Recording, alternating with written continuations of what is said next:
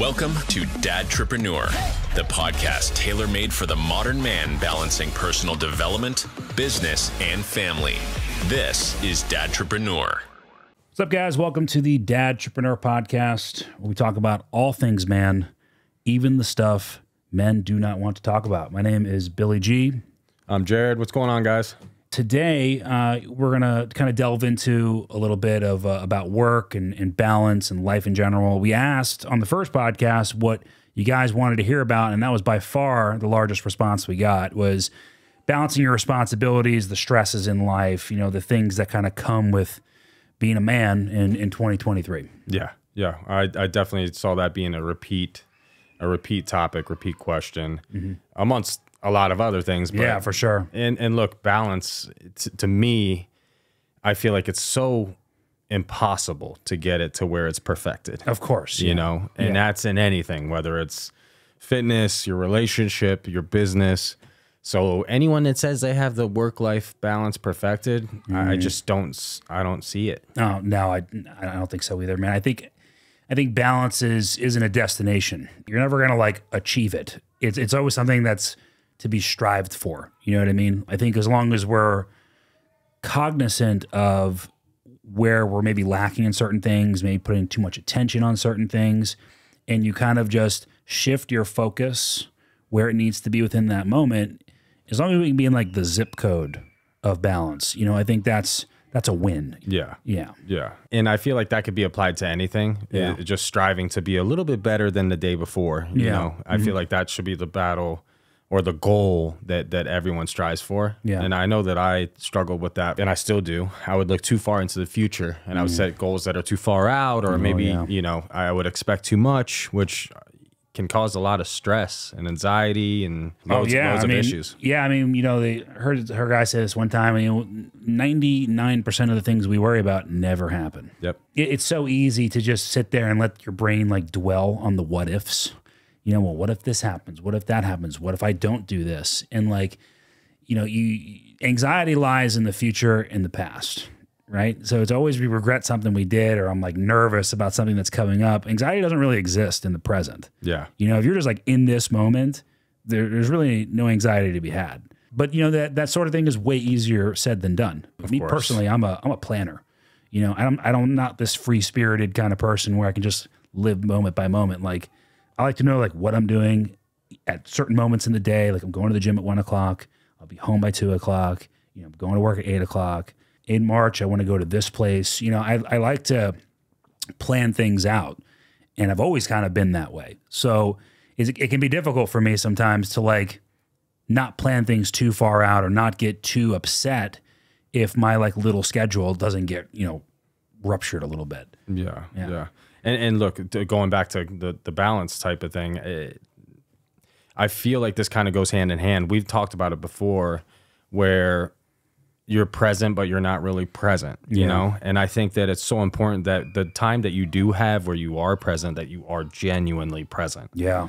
I think that's huge. You know, I feel that you could capitalize and utilize your time so much better to where you could get a lot more done in a certain amount of time, and it doesn't have to be getting things done. It doesn't have to be related to business. Even if it's spending time with your family. Yeah. If you're not on your phone, we talk about this, but if you're not on your phone while you're playing with your kids, that's way different. You know, that's something like you're actually engaging with them. You're playing with them. You're communicating with them compared to you just buried in your phone. And what's the point? Look, the phone is a real problem. It can be a real problem, at least for me. I run my business on my phone. You know, my other job is on my phone. Everything is on the freaking phone. So like, I feel like it's glued to my hand a lot of times, you know, not to mention like my leisure stuff, buying things, social media, you know, stuff that kind of like brings me a little bit of joy, you know, it can come from the phone. And it's super easy for me to like check out on it and like kind of ignore all of this that's going on out here and just be focused on that stupid 6-inch screen. You know what I mean? Yeah. Look, it's different when it's for work. Yeah. But we would be in denial if we said it was always the case. Oh, yeah. Right? Definitely not, man. And I hate it. I hate it every time I do it, but I do it. You know, you be in the playroom with Luca, and he's playing, he's going down the slide. And when I feel most guilty is when he tries to engage with me and I catch it late. Yeah.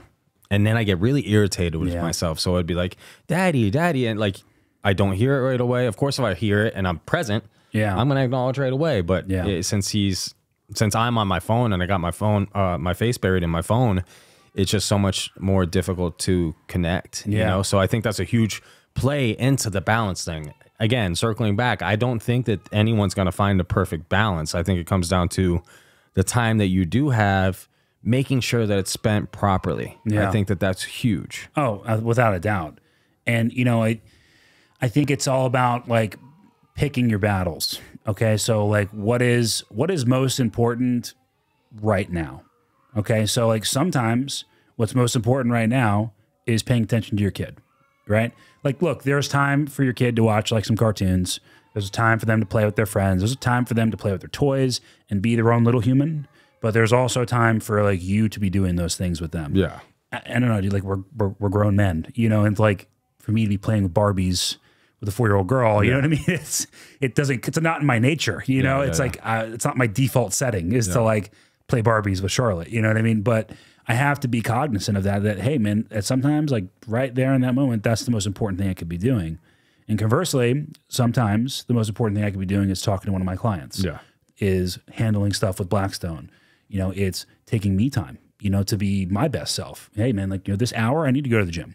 I need to go to the gym, I need to take care of me, go through my rituals, make me feel okay. Because if I'm not okay, I can't take care of any of those things anyway. So for me, it's like, it's just handling it moment by moment. Yeah. Yeah. It's like the whole airplane thing. The oxygen mask comes down. You got to take care of yourself first. I love that analogy. It fits perfectly, you know? So if you didn't do the things that you need yourself, I feel that you would just come home and be stressed and unintentionally take it out on your loved ones. Oh yeah. Right. It's unintentional, but it's happening whether you realize it or not. Yeah. Whether it's verbally and it's being exposed, or you're just withholding so much stress and anxiety that it's just you're same thing. You're not present. Yeah. You're in the household, but you're not present. You need your own outlet. When I was growing up, you know, my parents didn't really have a hobby. Yeah. You know, my dad liked to hunt, but like, you know, there's only certain seasons for that. There was only a certain amount of time he could get off of work. That's not a thing you can like do on a regular basis. My mom, I don't even remember if she had any. Like my parents were just like work, home, work, home, work, home. And like, I don't know, you know, you can't, I saw it, you know, I saw the stress that it brought and I saw the things that happened in our house, you know what I mean? Just from them being overwhelmed, you know? I mean, they're trying to make as much money as they can, provide me with the best life possible. My grandmother was living with us. She was on an oxygen tank, had COPD. You know, it was like, there's a lot going on. And I always wonder, like, well, what if my dad, like, had the gym? You know, like, what if my dad had something to where he could go out and do, and, like, maybe get away from me for an hour, you know? Like, or my mom, like, my mom is really deep into, like, art, photography. She loves that stuff. She's, like, big into, like, making the resin art. That's cool. Yeah, yeah. She has like a whole thing in the garage now. You know, now she lives by herself. But like, I always think like back then, what if they had that? You know, would maybe some of those stressors had not exist in our home? But I think in their mind, they were just like, well, you know, we got to provide. And they were missing some of those key balance things, you know what I mean? Of taking care of themselves. It probably is partially what you're saying. Like they didn't have as hobbies or outlets or whatever the case may be. Yeah. But and I never thought about it in this way, but I wonder if it is because they had no choice but to be present once they walked in the door. Yeah. Do you know what I mean? Yeah, it's they couldn't have their faces buried in the phones. Yeah. Because nowadays most couples, they both do it. Oh yeah. If both I'm so guilty. If they're both doing it, then you're most likely not going to have issues. Yeah. But it is causing issues in your relationship. Yeah. You just don't realize it yet. Oh, yeah, I know. You know, Samantha, before she passed, like, we would go out to dinner or something, and, you know, look, man, we were waiting on the food, and I'd yank the phone out and answer a client or, you know, scroll through Instagram. You know, just something stupid like that. And, you know, I'd look up from the phone, and she's giving me the death stare, you know, and, like, I don't even realize I'm doing it. You know what I mean? I just do it. Like I said, the thing is, like, glued to my hand. You know, she was kind of understanding in the fact that like, hey, you know, sometimes like if I have a client who has like a show on Saturday and it's Thursday night, like I got to talk to them. You know what I mean? This is like what they pay me for, you know? But, you know, even on my end though, like there would be times where she was deep in the phone and I'd be talking to her and getting like no response. I hate that. It's a horrible feeling. I hate that. Yeah, where like I'm being blatantly ignored. It's Yeah. like one of my biggest pet peeves in this life. And you know, our parents didn't have that. Yeah. You know what I mean? Like there was no such thing back then. I mean, we barely had a computer. You know, like all they had was themselves, me, and you know, work. So that's the point. That's what I'm wondering. Yeah. You know, we don't know, but Yeah, we'll never know. definitely could be part of it. But it's such this topic in general is so, it could be so broad. Yeah. You know, as far as balance goes, but Well, many people have different definitions of balance too. Yeah, exactly. You know what I mean? It really boils down to like what your personal idea of that looks like. You know, because I mean, there's an argument to be said too that if you want to achieve a certain level of excellence in your life, that there really can't be a ton of balance, right? Like think about like world-class boxers, world-class bodybuilders. You know, those guys are obsessed with their craft, you know, and like balance for them looks very different than it would be for me and you. Balance for them may be giving 75% of that pie to their craft, you know, and then the other 25% is kind of the wife, the home life, whatever, you know, and they have to do that in order to be the best in the world. So it's interesting because I don't think there's really one set answer for this topic. I agree. It's such a highly individualized thing. Yeah, 100%. There's no way that you could give one answer to fit every single person's life because there's so many variables. Now, I'll talk a little bit about my story. Like when I first started Blackswear, Daniela didn't work for me yet. Daniela's my wife. She didn't work for me yet. And in the beginning, I was on my phone non-stop. I'm talking, I would have clients where I would talk from morning all the way until going to bed and multiple, you know, like I just had no choice. Yeah. But when you're in a newer relationship, it's very hard for them to get it, to understand. Yeah, they want your time. Yes. Yes. Yes. So it caused a lot of issues, And then, you know, fast forward, she starts working for me and everything changes. So I think that's a huge, huge benefit. And it's not necessarily that you have to work in the same walls. A lot of people would murder each other. Yeah, if anything, that's really not advisable. Mostly. Yeah. Most people would say that. But to be honest, we work really well together. We don't have to interact a ton. Yeah. And we have never, not a single day, had a work-related issue. Now, issues at home we've had to where we, you know, but when it came down to business, it was business. You're able to make that split. So I think that's a huge, huge benefit for me. Oh, yeah. You know, but obviously not everybody has that. No, definitely not. I mean, I would say 95% of people are not going to have that. Yeah. You know, if anything, like, you know, a little bit about, you know, maybe when me and Samantha, it's like, you know, Samantha for the longest time worked at a big clothing store and we worked completely opposite schedules. So like, it was kind of like I was coming home and she was peacing out. That's you tough. know? Yeah, exactly. And like, we're switching off the baby and like, you know, I'm off on weekends. She's got to work on the weekends. It was like, we were never like on the same page. You almost become roommates, right? Yeah, exactly, man. Like I'd wake up and she's there and she'd wake up and I'm not there because I got to leave early, you know, and it was a really weird situation for a little while there, you know, until she had got this new job. I feel like more people are going to be in that situation where like maybe the schedules are completely opposite or maybe they're working the same hours, but they're working in two completely different fields, can't even relate to each other. And, you know, when you guys come together, it's like, well, I got to tell you about my day. You got to tell me about yours. And like you guys, you're so interlocked and interwoven together that when you come home, I mean, I can imagine, is there a lot of like work talk then? To be honest, not as much as you might think. Because it all happens during work. I was going to say, I would imagine not. Yeah. You know, like you're knocking that out there. Correct. Then when you come home here, it's more about the kid and, you know, your alone time. So it's a huge benefit for me. Yeah. Absolutely. And again, I got to get that, I guess, break from being constantly, I don't want to say attacked because it's understandable. I was on my phone all the time. So, but it was so nice to have her start working for me and she's an amazing employee too. Yeah. Yeah. And I know I'm a little biased. It's my wife, but not many people can deny that. She's very, very good at what she does. You know, she somehow finds a way to make sure she gets work done while being at home, even with the sick kid, you know, so it doesn't really matter. So one thing, let's actually rewind a little bit, talk a little bit about what you do, because we haven't really gone over that yet. Yeah, that's true. I do a couple different things. So, I work for a major supplement company called Blackstone Labs. I've been with them since 2016. I started off just as a phone guy. Over time, kind of worked my way up, saw openings and jumped at them. And, now I'm the general manager of the company. So my job now is to just kind of hold all the pieces together. A lot of moving parts in the supplement game.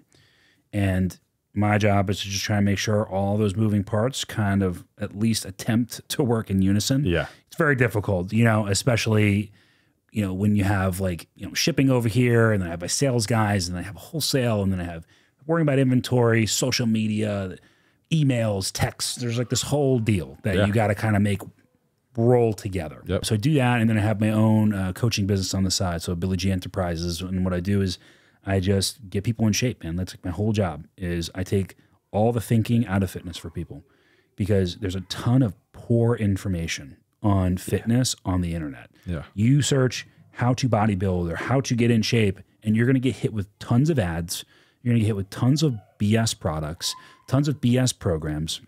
They're going to do absolutely nothing for you, unless you have very good genetics. Okay, and that's the problem. A girl will see her friend on social media buy some $80 program, gets in amazing shape. She just drank this tea. Yeah, exactly. Gets in amazing shape. It's like, well, that girl would have gotten in shape if anybody wrote their program. Yeah. The vast majority of the population is coming from poor dysfunctional eating backgrounds, chronic dieting, chronic overtraining. Some men are into the dark side of fitness, and they did that wrong, you know? So there's a lot that goes into it. And what my job is to figure out all the pieces for them, and then give them a path to walk down.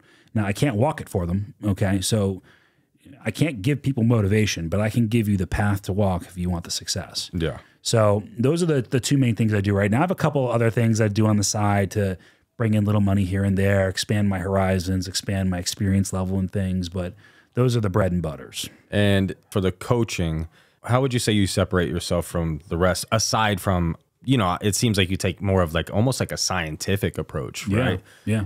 And like you said, I get hit with the ads all the time. I know that if I go on Google right now and I say I want to get shredded in a week, something will come up. There will be a product or program waiting for you. Complete BS. Yeah, absolutely. Right? So would you say that's the main thing that kind of separates you, is you take a more personal approach? Or? Yeah, and I just tell the truth, man. Unfortunately, the fitness industry is full of a lot of seedy individuals who are willing to take your money to give you nothing in return. And for me, I just don't like that, man. I like watching people fall in love with bodybuilding. When I say bodybuilding, I don't mean, the Mr. Olympia, huge men. Yeah. I'm talking about people who are into fitness, changing their life. If you're going to the gym and you're eating food and you're training, you are a bodybuilder, whether you know it or not. Yes. Okay. You're just not a competitive bodybuilder. Yeah. That's the caveat. So I love watching people fall in love with that. And it's my favorite thing in the world to see someone come to me and they're like, I don't know what I'm doing. I've been trying this for years. And then 6 months later, they look like a completely different person. It's everything for me. And I can say that I've done that with quite a few people now. I've been doing it since 2018 is when I took my first client. And it's this thing that's kind of grown, and it's all been organic. It's all been word of mouth advertising. I haven't spent $1 on an ad ever, because I believe if you're good at what you do, the world will know it. You know what I mean? Your work will show it. You don't have to. You don't have to be too flamboyant about it. So, what I do is I just try to come from an honest place. If someone comes to me and they're coming from this horrible background and, maybe have tons of supplements in there that hurt them, or they're coming with some sort of disease or something like that, I try to give them a realistic timeline of what this is going to look like. Yeah. Because people sometimes think that, okay, well, I'll join for 90 days and then I'm going to be in shape. And I try to explain to people, well, how long did it take you to get here? Okay, let's establish that first. Oh, well, 10 years. Okay. So what makes you think that this is going to change in 90 days? You're going to look different in 90 days, but you're not going to be at that place in your head that you want. By what you just said, getting here in 10 years, you mean their unhealthy lifestyle that led up to Correct. their current position? Yeah. Their reason for inquiring, so why are you here, right? Yeah. Well, you have a lifetime behind you of poor eating choices, overtraining, under eating. it's this cycle that I see a lot, especially with women, is the under eating, overtraining, right? So think about it. Like, how many girls did you know who thought they were fat in high school? And they were 16 years old and all they did was eat salads and fruit all day. Yeah. Okay. Tons. So they do that for a couple of years. They fall off the wagon because everybody does. And then they eat like junk. They eat junk. They eat like crap. Gain weight. Oh, well, I got to go back to that salad and fruit diet that I did when I was in high school because it worked. They do it again. Okay. Maybe they lose a little weight. Then they give up because something like that's not sustainable. They go back to eating junk. And then they go back, and they go back, and they go back, and they go back. And then they finally get into their late 20s, 30s, and they're at a place where no matter what they do, they can't lose the weight, and they can't understand why. So what's happened is you've shrunk your metabolism over all that time, but your body fat is nice and high from all the back and forth. Yeah. So now you're in a place where you can't even get calories really low enough to make that calorie deficit possible for you to lose body fat. So what I teach people is how to build that metabolism back up through smart overfeeding, putting food back in slowly at a time, specific foods. And once the metabolism is back in a good place, we can then have the calorie deficit to bring the body fat off. And it's a process, man. And a lot of people, they don't want to take the time to go through that process. They think that because they called me, they're just going to get shredded. And a lot of times people are coming from that place of dysfunction like that, and I have to explain these things to them, whereas some scumbag would easily take all your money. Yeah. And when you don't get there in 90 days, who cares? They got paid for 3 months. Or have you take unnecessary stuff, of course. Diuretics and stuff like that. Oh, yeah. Oh, yeah. And, doing 3 hours of cardio a day. Like, that's not sustainable, man. What would you say is the biggest advantage to the whole being able to balance being a GM at Blackstone as well as running your own coaching business? Yeah. Well, for me, Blackstone comes priority in my work life. They did me right. I owe a lot to PJ. I owe a lot to JR and Blackstone in general. Not to mention it's like a family there, man. There's maybe 10 of us that work there, and like we all love each other. You know what I mean? So anytime they need anything, they're number one. I've answered calls at midnight. I've answered calls on my honeymoon, vacations. I've made sure I'm always available. And then, when it comes to my clients, it really depends on, are they a competitive person or not? And how close to a show are they? If they're a competitive person within 2 weeks of a show, I'll answer them in pretty much under 60 seconds because they need that. I feel that they need that. When it comes to the other clients, it really just depends on the context of what they're asking me. If it's an urgent matter, I answer it as soon as I see it, you know, but if it's a matter of, hey, is this condiment okay? I'll just answer them an email like the next day. You know what I mean? If they message me at like 7 at night, like, hey, I do have to make that balance as far as like my family time. Yeah. I usually try to tell people to keep it within reasonable times of day. And any time after like 6, 7, I usually wait till the next day because I try to spend time with the baby, especially now, being a single dad, like I'm all she's got. I can't just plop her in front of the TV every day, so I try to spend time like coloring with her or taking her somewhere. We just went to one of those trampoline places the other day. She lost her mind. Loved it, So when it comes to, work and my life, that's where it can kind of get a little muddy for me, because I'm on call with both jobs, really. Yeah. I'm working on that. I had it one way, and then, obviously Samantha passed, and that changed everything as far as what I thought my balance was, So now that I bear more responsibility on the home front, I really have had to like make that distinction of, okay, well, at this time I'm not answering the phone anymore, unless it's an urgent matter, devoting this amount of time towards being with my daughter. Yeah. Yeah. So just like anything else, it's prioritizing and organization. Yep. Exactly. Yeah. Just like I said, man, whatever's the most important in that moment, it changes from day to day. If we have something really important going on at Blackstone, I make sure I'm hovering over the phone. Yeah. You know what I mean? If I have a client who's competing that day, I'm hovering over the phone. Other than that, man, I try to give as much time for my own mental health and sanity and for hers. It's tough because I'm in the same boat, right? So majority of the time I am on call, like you said. Yeah. I would say we don't have the convenience of hitting a punch button and clocking out. So for me, it's not just clients. I also have to worry about my employees then asking me about clients. Yes. And typically I'm involved in a lot of the transactions, you could say. Yeah. And then I have to worry about my own clients. It's a lot. It's very hard. And I do wish I could disconnect. Let's tell everybody what you do. What is it exactly that you're involved in? So a bit of a serial entrepreneur. I'll save all the failures for another podcast, because I could talk a lot about that, and I think it's important that we do talk about that. But the one's worth mentioning. I am part owner of a structured settlement company, which, for those who are like, what the hell is that? Most people know the J.G. Wentworth jingle. Yeah, it's my money and I want it now. Yeah, that's same business, but we try to separate ourselves and not be categorized as them. Yeah.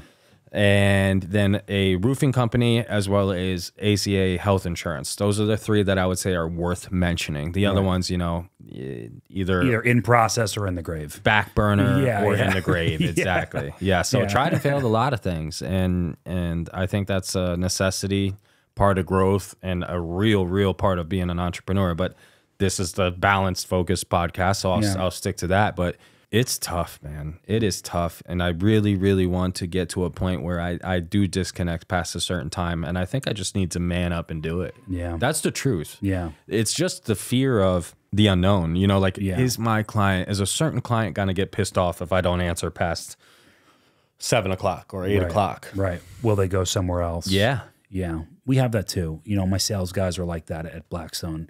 My sales guys are on call too. So they're the same way. If a customer messages them at 8 p.m., they have a choice. Do I answer this or not answer this? If I don't answer it, they may go somewhere else. Yeah. If I do answer it, now I'm taking 15, 20 minutes of my time to check this person out, get them the products they need, blah, blah, blah. So they're part in the same boat as us in a way. You know what I mean? Where like it's all day, dude, And sometimes it's just got to be one of those situations where calculated risk, or it's just a risk in general, you might lose a client. But at least you get to be in that moment with your family, and maybe you don't. Maybe you get to witness something that you could have missed, or I don't know. You know, I think that it's worth taking a risk, but again, no one's ever going to find the perfect balance. You're gonna miss events. You're gonna miss things, and it happened to me. I'm sure it's happened to you. I missed when she was in the early stages of pregnancy. I would have to travel a lot for work. And I remember I would watch her on the Ring camera and just feel guilty, And it wasn't her making me feel guilty, but I just felt guilty. It was you, man. Yeah. I would watch her like building or finishing a dresser. My pregnant wife was doing that. And it made me I felt very guilty. I hated that, So you're going to miss things. And it's part of being a business owner. It's what you said earlier, especially if you want to kind of make it to that next level. Now, if you're okay with what you're doing and what you're making, and you don't want to try to make it to that next level, then it is what it is. Exactly. Yeah. Right. So I guess it really depends. Maybe our ambitions are what stands in the way sometimes. You know what I mean? Of those events in our lives. Like, I would say that I'm an ambitious person. I would say you definitely are more than me. And, those ambitions lead us down long roads, and sometimes those roads we walk alone. And, it comes to a point where it's like, well, do I continue to follow my ambition, or do I sacrifice possibly to have that moment building the dresser with your pregnant wife? Yeah. You know what I mean? And look, man, like, that's honestly not an easy choice to make. No. It's not, because at least I know for me, in my mind, I feel that, my ambitions are what's putting a roof over our head. You know what I mean? My ambitions are what's going to make us a good life so we can retire at a good age, and my kid can go whatever school they want to. And, we can live a good life. We could travel, see places, so I too can fall into that world. What road do I take? Yeah. You just don't know until you're there. And I think that, like, no matter what road you take, you'll always have wondered what had happened if you took the other one. Yeah, that's always the case, right? Yeah. If you had stayed with Daniela and made the dresser, and you'd be like, well, I would have been thinking about that client the whole time. Exactly. The entire time. Exactly. Yeah. Because technically, I could send one of my reps out on their own, but I like to be hands-on. I really do. Yeah. And most of my reps, they like me to be involved anyways, so it's not that I don't trust them. Yeah. I just trust myself a little bit more. Yeah. That's the truth. I'm more confident in my ability, and so are they, obviously. Yeah. That's why they have me involved. Well, I mean, you're also like the owner, right? Yeah. So, like, I'm sure that client feels really good. Yes. When the owner of the company is coming to see them. Yeah. You know what I mean? Shows I care. Yeah, exactly. I mean, if it was me, that'd make me feel pretty good. You know, here's this guy who runs this massive company and like, here he is on my doorstep, you know, because he wants my business.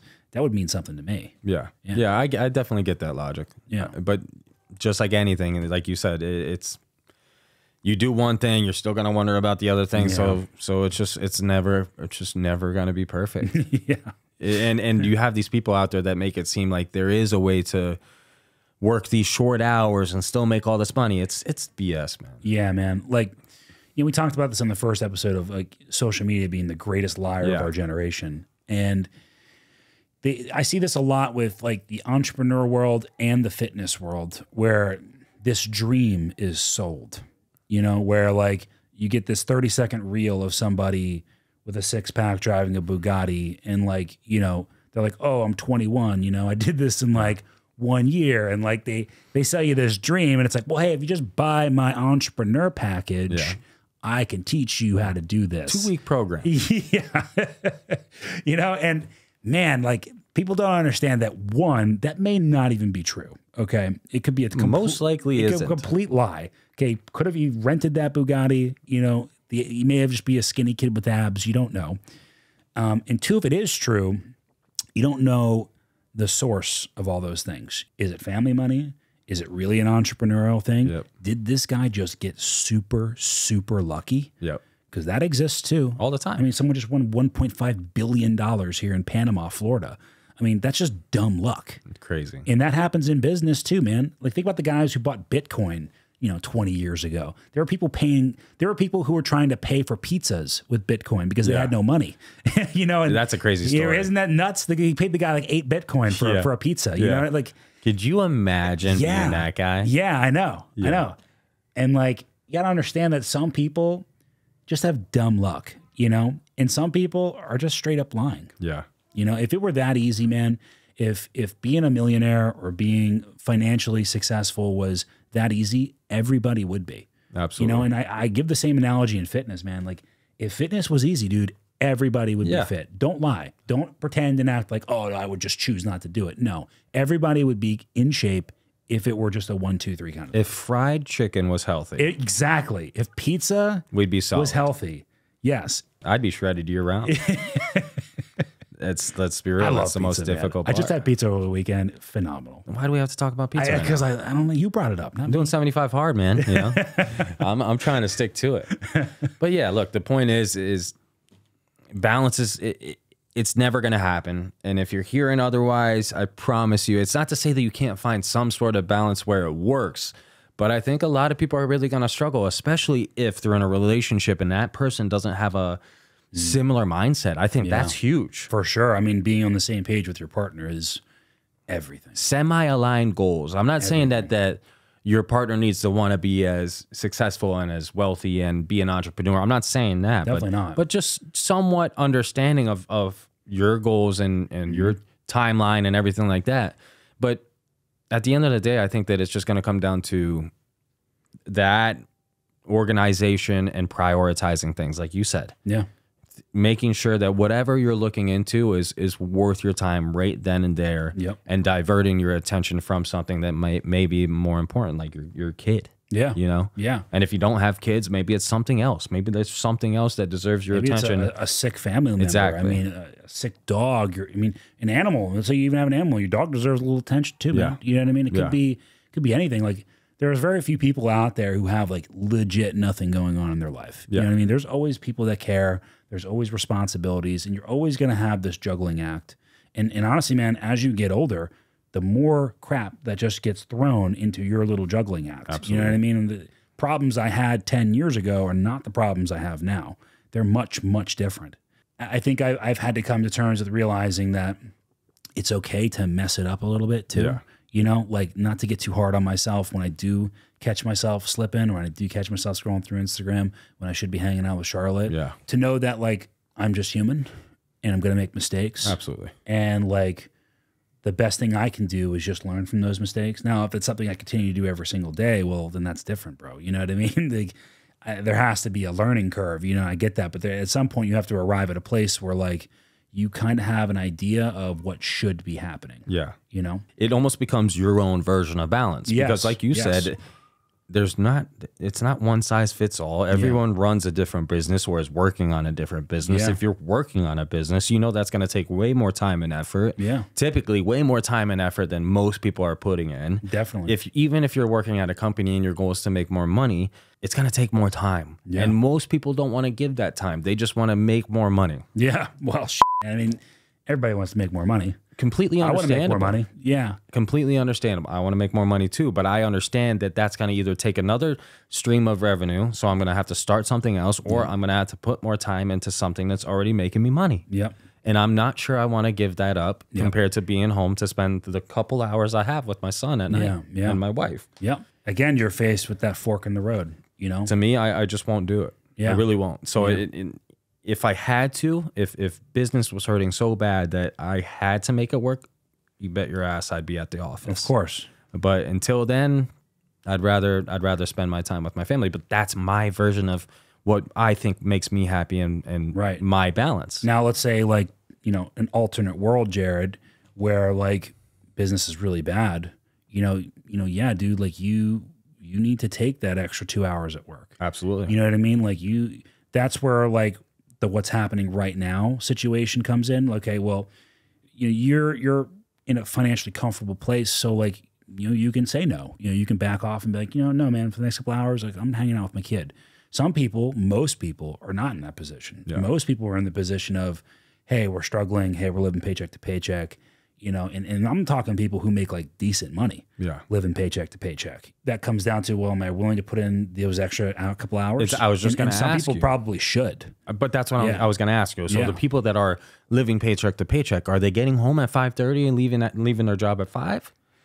Or are they putting in overtime? Are they doing a side hustle? So it's very hard for me to feel bad for those people, and I'm not trying to be disingenuous or come across as a dick. Yeah. But it's hard for me to feel bad if they aren't putting in the effort. Correct. The ones who complain, at least. Exactly. Because there are people who are completely okay with like going to work, checking in and out, coming home, going fishing, living a very simple life. And dude, that's totally okay. Absolutely. It's the people who complain that like, well, you drive this car and like, you have this and you have that. Well, yeah, man, like you didn't see all the hours I put in, you know? You have no, I can't stand that. People see the shine, like you said, Instagram is a highlight reel. So they see the shiny stuff. Yeah. And it hasn't happened recently because, to be honest, I don't really post as much. I kind of shied away from it. I think it's a really bad habit to have. It's for my own insecurities. Right. And I kind of shied away from it. But when I did, they would see the shiny stuff, and I would have a lot of people ask me what I do and reach out for jobs. And then I tell them what I do. And I had a few situations where I'd be like,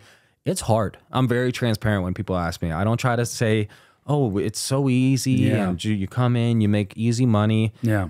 It is very difficult. Yeah. As it should be. Yeah. Anybody because the payoff is big. Yeah. Yeah. If you could make 6 figures, the job should be hard. And if it's not, in my opinion, it's either going to be short-lived or it's not a real thing. Yeah. I don't know. And there's so much of that nonsense out there. Like you said, the 6-pack abs and the Bugatti.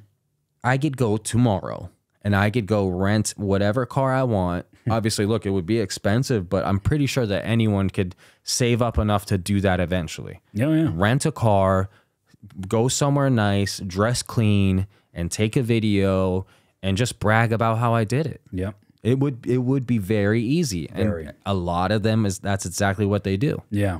I almost feel kind of sad for the people who buy that lie. Oh, absolutely. If that is true for that person, they're in a percentile that's almost not calculable, and like the chances of you being that guy are very small.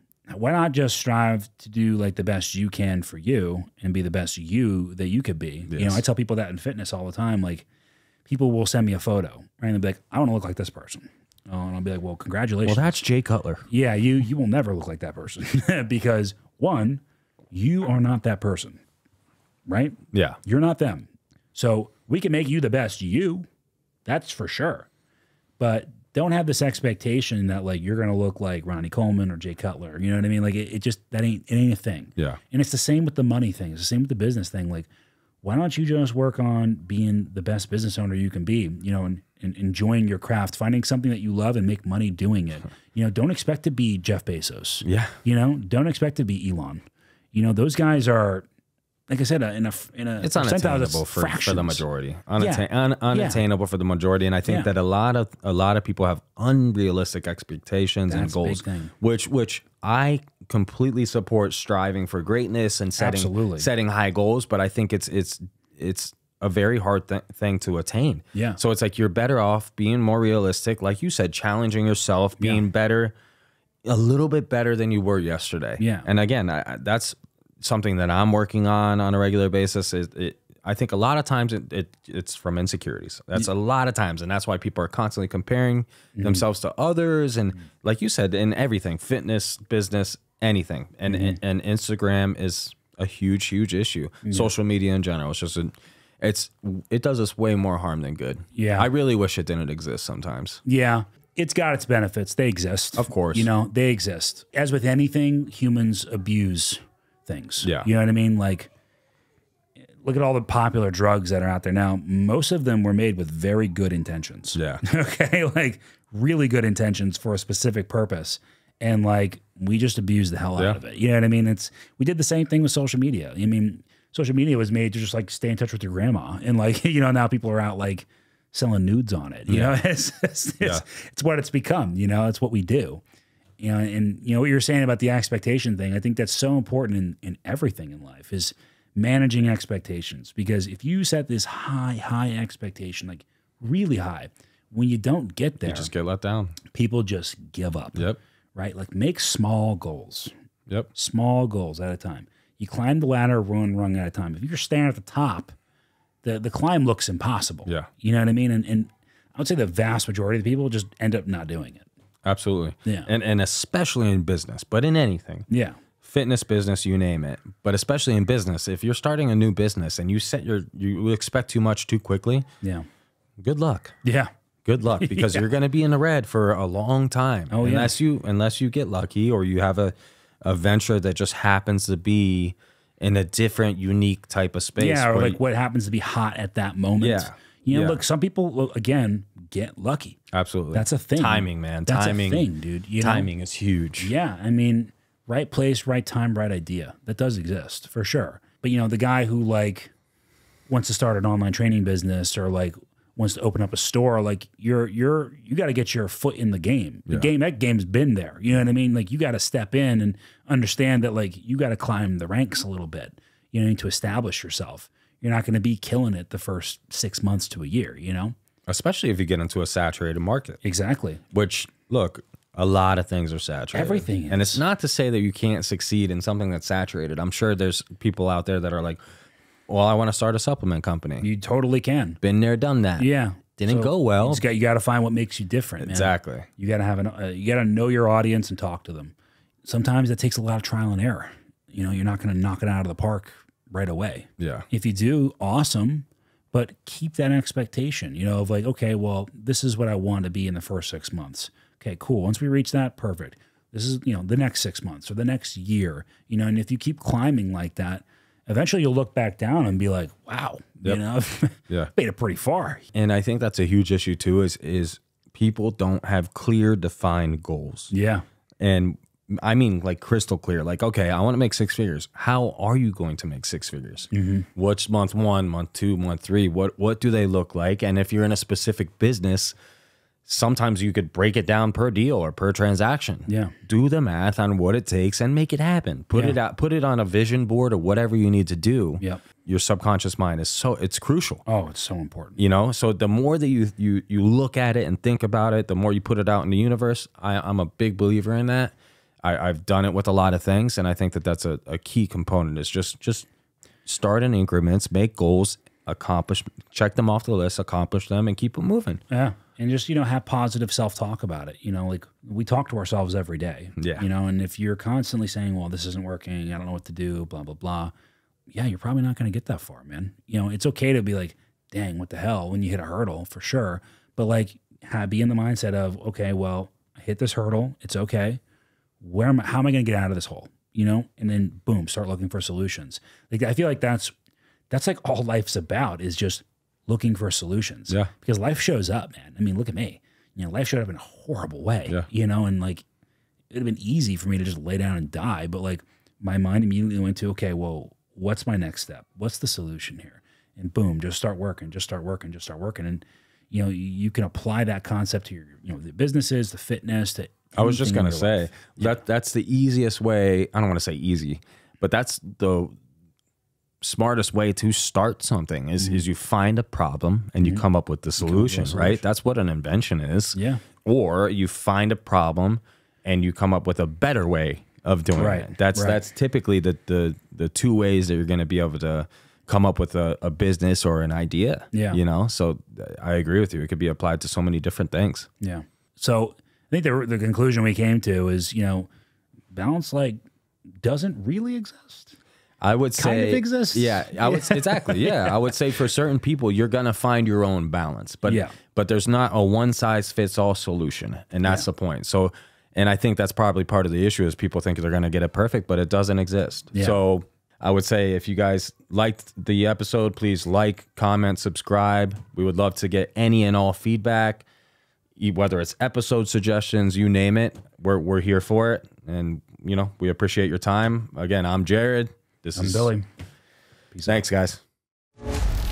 Thank you for tuning into this episode of Dadtrepreneur. Be sure to like, comment, share, and subscribe for future episodes.